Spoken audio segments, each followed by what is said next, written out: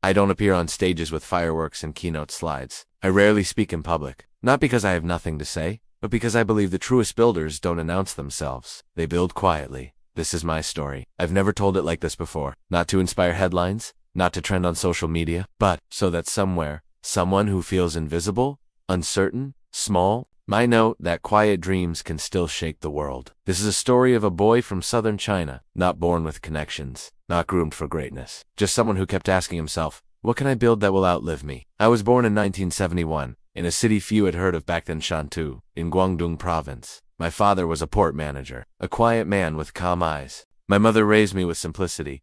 We lived modestly, no foreign vacations, no luxury, just the radio, textbooks, and long walks near the harbor. I was not the loudest child in school. In fact, I rarely spoke at all. While others played outside, I sat by the window, watching ships disappear into the mist, wondering where they were going and how far I could go. I was fascinated by stars, space, and science, not for the grades, but because they reminded me how big the universe is and how small we are until we build something that echoes. In 1989, I got into Shenzhen University, majoring in computer and applied engineering. Shenzhen was no longer a sleepy fishing village. It was becoming a city of ambition, and so was I. College didn't make me loud. It made me precise. I learned programming not as a tool, but as a language, a way to communicate with the future. My classmates were brilliant. Some were faster coders. Some were better presenters, but I had something else. I would sit at my desk for 10, 12, sometimes 15 hours straight, writing code, breaking it, fixing it again.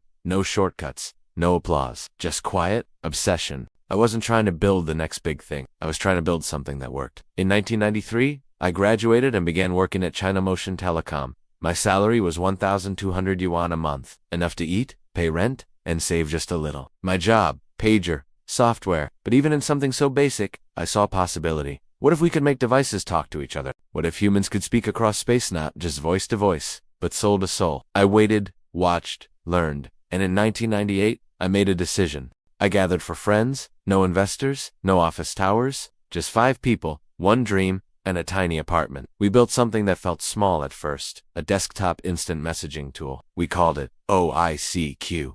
People laughed. They said, so you're copying ICQ from the West? Maybe. But we weren't just copying, we were reimagining. What if instant messaging could be tailored for Chinese users? Simple, fast, personal. Within months, people were hooked. The user base exploded. We changed the name to QQ to avoid legal trouble. But what we didn't change was the mission, to help people connect. Effortlessly, meaningfully. Those first few years were chaos. We had no revenue.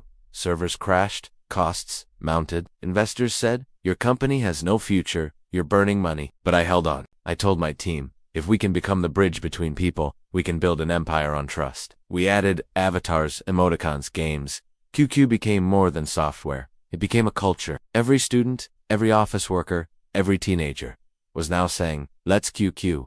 We were not just a messaging app. We were becoming a digital companion, a presence in people's lives. That's when I understood. Connection is not a feature, it's a feeling. As we grew, new questions emerged. What do people do once they're connected? They play, they laugh, they escape. So we launched online gaming, and later WeChat at first. People said, it's too late. Messaging is saturated. But I had seen something they hadn't. In China, in Asia, in emerging markets, people didn't want complexity. They wanted a simple all-in-one space to talk, pay, book, share, shop, and work. WeChat wasn't an app. It was an ecosystem. And we built it not in one day, but with 1,000 careful choices and millions of hours of quiet obsession. Every decision we made had one question behind it. Will this make life easier? Tencent grew. Beyond messaging, beyond gaming, into music, movies, cloud services, AI, healthcare, but we never lost our foundation. We were always a connection company. I stayed away from cameras. Others became the faces of Chinese tech. I remained the quiet one. Friends asked, why don't you speak more? I'd reply, because when your product speaks to 1 billion people, you don't need to. Today, when I open WeChat, I see a mother sending a photo of her baby to her husband at work, a young man paying for groceries with his phone, a grandmother sharing a video of her hometown. I pause, take a breath, and I feel something deeper than pride, peace, because I know I built something people trust, even if they don't know my face. So, who am I?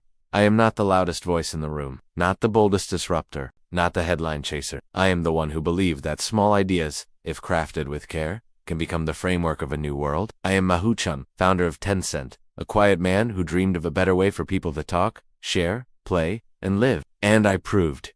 You don't have to shout to be heard by a billion hearts.